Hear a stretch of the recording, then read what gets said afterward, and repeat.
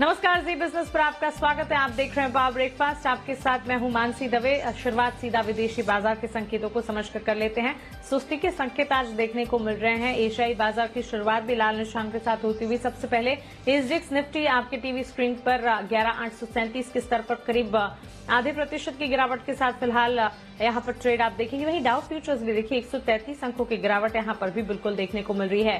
दरअसल कोरोना के जो लगातार बढ़ते मामले हैं, इन्होंने अमेरिकी बाजार को परेशान किया है और उसी का इवेंचुअल इम्पैक्ट है जो कि एशियाई बाजार पर देखने को मिल रहा है। डाउ में करीब कल 225 अंकों की गिरावट के साथ दिन के निचले स्तरों पर हमने क्लोजिंग देखी। हालांकि नैस्डैक ने अपने आप को संभाला जरूर, लेकिन इस बीच एशियाई बाजार की शुरुआत में भी आज हम कमजोरी देख रहे हैं। चलिए एक बार समझ लेते हैं विस्तार से विदेशी बाजार के संकेत कैसे हैं। थोड़ी ही देर में जी बिजनेस के मैनेजिंग एडिटर अनिल सिंह भी हमारे साथ जुड़ेंगे। उनसे आज के लिए पहली रणनीति भी जानेंगे। दीपांशु भंडारी हमारे साथ अभी जुड़ गए हैं। Deepanshu, good morning. बताएं विदेशी बाजार के संकेत, इतनी गिरावट, क्या गिरावट और ज्यादा हावी होने की आशंका है?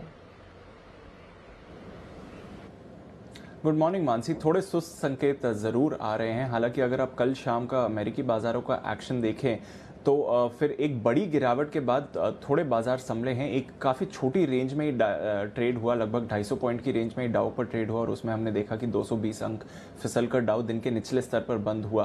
तो सीमित दायरे में कारोबार हुआ, बट हाँ, 2-3 चिंताएं हैं जिसकी वजह से हम देख रहे हैं कि बाजारों में सुस्ती देखने को मिल रही है। एक तो कोरोना में लगातार जो नए मामलों में बढ़त आ रही है, कई राज्यों में जो नए मामले हैं वो रिकॉर्ड बढ़त दिखा रहे हैं। अमेरिका के नए मामले भी पिछले कुछ दिनों में रिकॉर्ड बढ़त दिखा चुके हैं, तो वहां से चिंता बढ़ रही है और इसकी वजह से मूड जरूर बिगड़ा है। स्टिमुलस पर बात चल रही है, नहीं चल रही है, कोई क्लैरिटी नहीं है और अब तो ज्यादातर निवेशक यही मानते हैं कि इलेक्शन के बाद ही स्टिमुलस आएगा, तो वो अब एक फैक्टर भी नहीं रहा बाजारों के लिए। इसके अलावा अगर आप देखें तो कुछ राज्यों में कोरोना संबंधित प्रतिबंध बढ़ाने की बातचीत चल रही है, उस पर सोच विचार हो रहा है, तो वहां से भी थोड़ी चिंता आ रही है कि क्या आगे रेस्ट्रिक्शंस आ सकते हैं, जैसे कि हमने देखा है कि यूरोप में हो चुका है। इसके अलावा कल हमने देखा कि हालांकि डाउ फिसलकर बंद हुआ, आईटी स्टॉक्स में खरीदारी आई क्योंकि वापस वर्क फ्रॉम होम की जो थीम है उस पर फोकस बढ़ते जा रहा है, तो इसलिए आईटी स्टॉक्स दोबारा एक्शन में आते हुए दिख रहे हैं। कुछ सुस्त नतीजे भी कल आए। फाइजर के कल नतीजे आए थे, आय अनुमान से कमजोर रही, इसलिए थोड़ा मूड बिगड़ा है। माइक्रोसॉफ्ट के नतीजे हालांकि अनुमान से बेहतर रहे, पर गाइडेंस ने निराश जरूर यहां पर करा है, तो वहां से भी थोड़ा प्रभाव मिला है। आज भी बड़े नतीजे आएंगे जैसे कि बोइंग या फिर जीई, तो वहां पर भी निवेशकों की नजर रहेगी।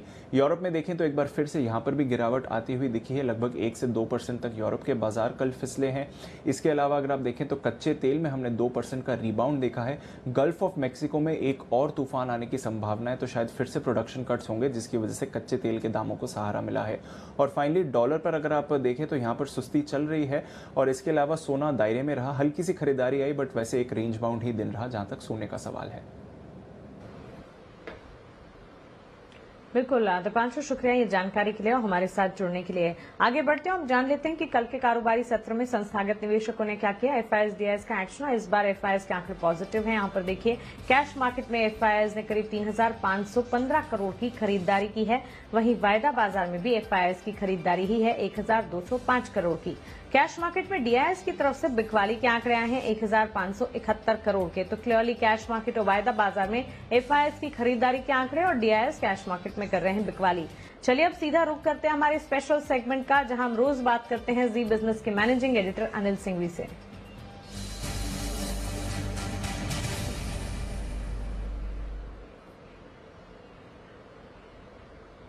Anil sir, good morning. America में कोरोना के नए मामले करीब 24% तक बढ़ते गए हैं। कितनी बड़ी फिक्र है ये ग्लोबल मार्केट्स के लिए? Good morning Mansi. थोड़ी चिंता की बात है देखिए, और अब ग्लोबल मार्केट्स उस पर रिएक्शन भी दे रहे हैं क्योंकि अब फिर से लॉकडाउन के खतरे, प्रतिबंध बढ़ने के खतरे, फिर उसके साथ ही अब जिस तरह से मामले फिर से बढ़कर आ रहे हैं, इकोनॉमिक रिकवरी पर असर पड़ सकता है और सामने चुनाव भी है ही, तो ऐसे में वॉलेटिलिटी थोड़े बढ़ने के जो असर दिख रहे हैं वो साफ है। और अगर दूसरी वेव आती है तो शायद वो पहली वेव के मुकाबले में लोगों को ज्यादा डराएगी, परेशान करेगी, क्योंकि जो लोग कॉन्फिडेंट हो गए थे अब वो फिर से मतलब थोड़ा सा डर कर काम करेंगे, तो और सरकारें भी ज्यादा एहतियात के तौर पर रहेगी और यही डर बाजारों में आपको दिख भी रहा है। तो अनडाउटेडली ये सेकंड वेव जो आई है वो यूरोप और अमेरिका में वाकई में चिंता की बात है और इसीलिए बाजारों का रिएक्शन भी आप देख रहे हैं कि इस वक्त पूरी तरह से बाजार इन आंकड़ों पर रिएक्शन देते हुए नजर भी आ रहा है। बिल्कुल अनिल सर, साथ ही भारतीय बाजार की मंथली एक्सपायरी के ठीक एक दिन पहले हम खड़े हैं, ऐसे में अहम स्तर स्ट्रैटेजी कौन सी होगी? इस एक्सपायरी के हफ्ते में मान से आप देखिए, पहले 2 दिनों का मूव बिल्कुल ही अलग तरीके का रहा है। मतलब सोमवार को आप बेहतर खुल के काफी तेजी से गिरे हैं और मंगलवार को गिरकर खुलकर वापस मजबूती से बढ़े हैं। तो उतार चढ़ाव है और ऐसे में अब से लेकर एक्सपायरी तक बात रही है नीचे 11,650, ऊपर 12,025, ये रेंज में बाजार ट्रेड कर रहा है। तो इस रेंज के बाहर किस तरफ निकलेगा ये देखना इंटरेस्टिंग होगा। लेकिन जहां तक आज का सवाल है, 11,725, 11,775 सपोर्ट के तौर पर काम करेगा और इस रेंज में आपके लिए खरीदारी करने की राय होगी। और ऊपरी स्तरों पर 11,975, 12,025, इसके पार निकलकर टिकने में थोड़ी सी मुश्किल होगी। तो इन रेंज के आसपास प्रॉफिट बुकिंग भी करनी चाहिए। जहां तक बैंक निफ्टी का सवाल है, कल बेहतरीन लीडरशिप ली और 23 मार्च के बाद से जो बैंक निफ्टी में रिकवरी शुरू हुई उसका कल हाईएस्ट लेवल था क्लोजिंग बेसिस पर, और इंट्राडे बेसिस पर भी आपने देखा कि अच्छी मजबूती 24,800 तक की होती हुई नजर आई है। तो बैंक निफ्टी ज्यादा बेहतर, ज्यादा मजबूत दिख रहा है, इसलिए सपोर्ट रेंज भी थोड़ी सी ऊपर है। मुझे लगता है 24,250, 24,350 ये बैंक निफ्टी के लिए एक सपोर्ट रेंज हो सकता है और ये एक परफेक्ट बाय रेंज है। वैसे तो मेरे हिसाब से 24,500 के नीचे भी नहीं जाना चाहिए, वो एक मजबूत लेवल है, लेकिन फिर भी सेफर साइड पर, क्योंकि एक्सपायरी के एक दिन पहले तो 24,250, 24,350 को अच्छे परफेक्ट लेवल के तौर पर खरीदारी के तौर पर देखें। ऊपरी स्तरों पर 24,800 पार करके टिके तो 25,000, 25,200 तक के टारगेट के लिए आप यहाँ पर खरीदारी कर सकते हैं। बिल्कुल अनिल सर, शुक्रिया ये तमाम जानकारी के लिए, हमारे साथ जुड़ने के लिए। तो आपके लिए पहली ट्रेडिंग रेंज है यहाँ पर, और ध्यान रखिए मंथली एक्सपायरी का हफ्ता वॉलेटाइल सेशन जरूर होते हुए दिख सकते हैं। हर एक रणनीति जो हम आपको बता रहे हैं उस पर ध्यान रखिएगा। आप निफ्टी के लिए देखिए 11,650 से 12,025 की एक रेंज में ये बाजार जो है इस हफ्ते ट्रेड करता दिखा है। आज के लिए अगर सपोर्ट जोन्स की बात करें, निफ्टी में 11,725 से 11,775 सपोर्ट जोन्स के तौर पर आप मानकर चले, वहीं 11,975 से 12,025 ऊपरी रेंज होगी। बैंक निफ्टी के मुकाबले काफी स्ट्रांग एक्शन कल के सत्र में हमने देखा, आज भी अच्छी तेजी की पूरी गुंजाइश है। अगर ट्रेडिंग रेंज की बात करें 24,250 से 24,350 इसे सपोर्ट जोन्स के तौर पर आप मानकर चले, वहीं 24,800 के पार अगर ये निकलता है तो फिर 25,000 तक के टारगेट्स, उसके बाद 25,200 तक के टारगेट्स भी यहां पर आने वाले आते हुए देखने को मिल सकते हैं। लेकिन चलिए, नतीजों का सीजन तो शुरू हो ही चुका है। आज कौन से इंपॉर्टेंट नतीजे आने वाले हैं, उन्हीं के साथ उनके अनुमानित समय भी एक एक कर आपको बता देते हैं। LNT के नतीजे, हीरो मोटोकॉर्प के नतीजे आज आने वाले हैं, बाजार बंद होने के बाद नतीजे आने का अनुमान है। वहीं टाइटन के नतीजे दिन के दौरान आ सकते हैं। एक्सिस बैंक के नतीजे बाजार बंद होने के बाद आने के अनुमान यहां पर लगाए जा रहे हैं। साथ ही डॉक्टर रेड्डीज निफ्टी स्पेस में अपने नतीजे आज के सत्र में पेश करेगी। 1 से 3 बजे के बीच अनुमानित समय यहां पर बताया जा रहा है डॉक्टर रेड्डीज लैब के नतीजे आने का। वायदा बाजार की भी 4 इंपॉर्टेंट कंपनियां हैं जिसके नंबर्स पर फोकस रहेगा। मैरिको, ध्यान रखिए आज नतीजे हैं और मैरिको बाजार बंद होने के बाद अपने नतीजे पेश कर सकते हैं। RBL बैंक के नतीजे दिन के दौरान आते हुए हम देखेंगे। वहीं कमिंस इंडिया के भी नंबर्स दिन के दौरान आएंगे और साथ ही पिरामल एंटरप्राइज 1 से 3 बजे के बीच अपने नतीजे पेश कर सकते हैं। तो ये नतीजे आज के इंपॉर्टेंट नंबर्स निफ्टी और वायदा बाजार के, और साथ ही उनके अनुमानित समय आपके लिए। आगे बढ़ते और जान लेते हैं खबरों के चलते एक्शन कहां पर देखने को मिलेगा। बताने के लिए पूजा त्रिपाठी हमारे साथ जुड़ गई हैं। पूजा, गुड मॉर्निंग, बताएं। Good morning Mansi. नतीजों की आपने बात करी दी है, इसके अलावा जो कुछ इंपॉर्टेंट ट्रिगर्स है वो हम आपको एक एक करके बता देते हैं। आज वित्त मंत्री की वित्तीय सचिवों के साथ 10:30 बजे बैठक होगी और माना जा रहा है कि कुछ स्टिमुलस पैकेज यानी कि राहत पैकेज की घोषणा की जा सकती है, तो इस पर हमारी नजर रहेगी। LNT नतीजों के साथ स्पेशल डिविडेंड पर भी फैसला संभव है, आ जा सकता है। APL अपोलो ट्यूब्स नतीजों के साथ शेयर विभाजन पर बोर्ड की बैठक है। इंडिया बुल्स वेंचर का नाम बदलकर धानी सर्विसेज होगा, जो कि आज से लागू किया जाएगा। और इसके अलावा हिंदुस्तान जिंक की 21 रुपए प्रति शेयर की जो रिकॉर्ड डेट है वो आज है। तो ये कुछ ट्रिगर्स है जहां पर कि आपको नजर रखनी है। ढेर सारे नंबर्स भी आए हैं। टाटा मोटर्स से पहले शुरुआत कर लेते हैं। नंबर्स अनुमान से बेहतर है।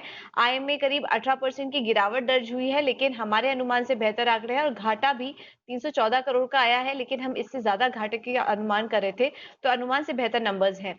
भारतीय एयरटेल के नंबर्स भी हर फ्रंट पर अच्छे दिखाई दे रहे हैं। अगर मुनाफे को छोड़ दे, मुनाफे में जो घाटा आया है वो काफी बड़ा इस बार कंपनी ने दर्ज किया, लेकिन बाकी सारे फ्रंट्स पर नंबर अनुमान से बेहतर नजर आ रहे हैं। वायदा बाजार से आईसीआईसीआई प्रूडेंशियल के नंबर्स काफी अच्छे हैं। नेट प्रीमियम इनकम में करीब 6% की बढ़त और इसके अलावा मुनाफे में भी अनुमान से बेहतर आंकड़े इस बार कंपनी ने दर्ज किए। रिकवरी काफी शानदार इस बार देखने को मिली है।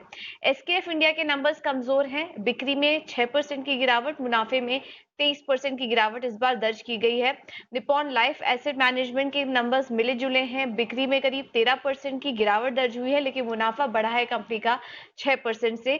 जेएम फाइनेंशियल के नंबर्स भी मिले जुले हैं। ग्रॉस एमपीए, नेट एनपीए के आंकड़े देखेंगे तो वहां पर कमी देखी गई है, लेकिन आय और मुनाफे वहां पर गिरावट इस बार दर्ज हुई है, तो मिले जुले नंबर्स है।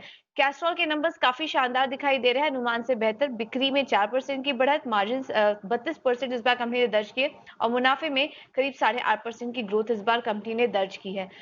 फटाफट से कुछ और खबरें भी आपको बता देते हैं। हीरो मोटो कॉर्प, हार्ले डेविडसन और हीरो मोटो कॉर्प के बीच करार हो चुका है, जिसमें कि हीरो मोटो भारत में हार्ले डेविडसन के पार्ट्स और एसेसरीज बेचेगी। ये खबर हीरो मोटो के लिए। आईसीआईसीआई बैंक भी आज फोकस में रहेगा। यूएस में अकाउंटिंग प्रैक्टिसेस पर जो जांच चल रही थी बैंक के खिलाफ, उसमें कोई भी एक्शन फिलहाल लेने की बात नहीं की गई है और 2010 से 2016 के बीच दिए गए लोन से जुड़ा ये मामला था, जिसमें कि फिलहाल अभी कोई एक्शन लेने की बात नहीं की जा रही है। जांच में भी कोई गड़बड़ी नहीं पाई गई है। टाटा कंज्यूमर प्रोडक्ट्स, आखिर में ये स्टॉक भी फोकस में रहेगा। बिग बास्केट और टाटा ग्रुप के बीच बातचीत जारी होने की बात की जा रही है, जिसमें कि बिग बास्केट में टाटा कंज्यूमर प्रोडक्ट 50% हिस्सेदारी खरीद सकता है। कुछ इंपॉर्टेंट ट्रेडिंग कॉल्स पहले जान लीजिए। चॉइस ब्रोकिंग की राय सिप्ला पर है, खरीदारी की राय दे रहे हैं। 810 के टारगेट्स को यहां पर आपको मानकर चलना है। इसके साथ एक स्टॉप लॉस 749 का जरूर लगाइएगा। वहीं आनंद राठी सिक्योरिटीज की राय आती हुई दिखी है सीडीएसएल पर, टारगेट 490 के, वहीं स्टॉप लॉस जो है 460 का यहां पर आपको लगाकर चलना है। अदानी गैस पर 205 के टारगेट्स को ध्यान में रखते हुए स्टॉप लॉस 194 का आप लगाकर चल सकते हैं। खरीदारी की राय है तो 3 कॉल्स आपके पास यहाँ पर ट्रेडिंग पर्सपेक्टिव के लिहाज से आप खरीदारी का मन बनाकर चल सकते हैं, सिप्ला, सीडीएसएल और अदानी गैस। इसी के साथ मार्केट एक्सपर्ट सिमी भौमिक से हमने बातचीत की, उनकी कॉल्स भी एक बार आपके सामने रख देते हैं। उनकी कॉल्स वोल्टास और साथ ही टाइटन पर हैं, दोनों पर खरीदारी की राय उनकी तरफ से आते हुए देखने को मिल रही है। वोल्टास की अगर बात करें, 715 का पहला टारगेट, उसके बाद 723 का दूसरा टारगेट देखने को मिल सकता है। 690 का स्टॉप लॉस लगाकर आप यहां पर खरीदारी करके चल सकते हैं। टाइटन में खरीदारी कीजिएगा, 1255 पहला लक्ष्य, 1270 दूसरा लक्ष्य, यहां पर 1220 के स्टॉप लॉस के साथ आपको करनी होगी खरीदारी। तो क्लियरली वोल्टास, टाइटन, यहां पर सेमी भौमिक की राय आती हुई देखने को मिली है खरीदारी की। कमोडिटी बाजार पर बातचीत करने के लिए हमने बात की अमित सजेजा से, उनकी कॉल्स आपके सामने रख देते हैं। गोल्ड पर खरीदारी की राय इन्होंने दी है, 51,200 के टारगेट्स को मानकर चले, 50,600 का आपको एक स्टॉप लॉस लगाना होगा। आप देखिए यहाँ पर कल के कारोबारी सत्र में 51,000 के लेवल्स के पास ट्रेड देखने को मिला और यहाँ पर 51,200 के टारगेट्स आज देखने को मिल सकते हैं। सिल्वर की अगर बात करें, यहाँ पर भी खरीदारी की राय है, दिसंबर कॉन्ट्रैक्ट को खरीदा जा सकता है। यहाँ पर 62,800 के टारगेट्स को ध्यान में रखें, 61,300 का एक स्टॉप लॉस लगाएगा। कच्चे तेल की चाल लगातार उतार चढ़ाव के बीच यहाँ पर ट्रेड देखने को मिल रहा है और इसी के चलते बिकवाली की रणनीति 2,880 के टारगेट्स को ध्यान में रखते हुए स्टॉप लॉस यहाँ पर 3,030 का आपको लगाना है। लेकिन अमेरिकी चुनाव से पहले जी बिजनेस लगातार आपको हर अपडेट दे रहा है, साथ ही ढेर सारी जानकारी और काफी सारी एनालिसिस भी हम आपके लिए लेकर आ रहे हैं, जो कि आपके लिए काफी इम्पोर्टेंट है। आज भी 11 बजे हम एक खास पेशकश आपके लिए लेके आने वाले हैं। अमेरिकी चुनाव से जुड़ी हर बारीकी समझने का आपको मौका है global market expert Ajay Bagga ji से। हमारी खास शो यूएस इलेक्शन की पाठशाला में सुबह 11 बजे।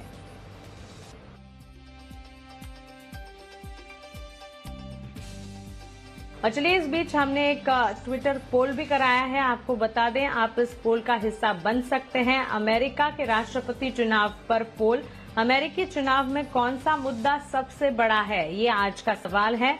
ए कोरोना, बी इकोनॉमी, सी ट्रेड वॉर या फिर डी रंग भेद नीति। यहाँ पर आप अपनी राय हमें भेज सकते हैं #US elections on Z, हमारे ट्विटर हैंडल पर आप अपनी राय यहाँ पर भेज सकते हैं #US election on Z के साथ। अमेरिकी चुनाव में कौन सा मुद्दा सबसे बड़ा होगा, ये आज का सवाल है। चलिए, इसी के साथ पावर ब्रेकफास्ट में फिलहाल इतना ही, मुझे दीजिए इजाजत।